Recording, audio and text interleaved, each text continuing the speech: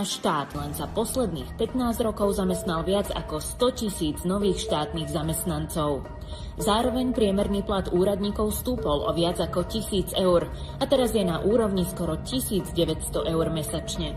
To je zvýšenie o 126%. Platy v štátnej správe sú dnes o takmer 300 eur vyššie ako v súkromnom sektore, ktorý je zároveň extrémne zaťažený daňami a odvodmi. Robia úradníci viac ako ľudia v súkromnom sektore? Majú väčšiu zodpovednosť a výkon? Čísla hovoria jasne. Výdavky štátu neustále rastú.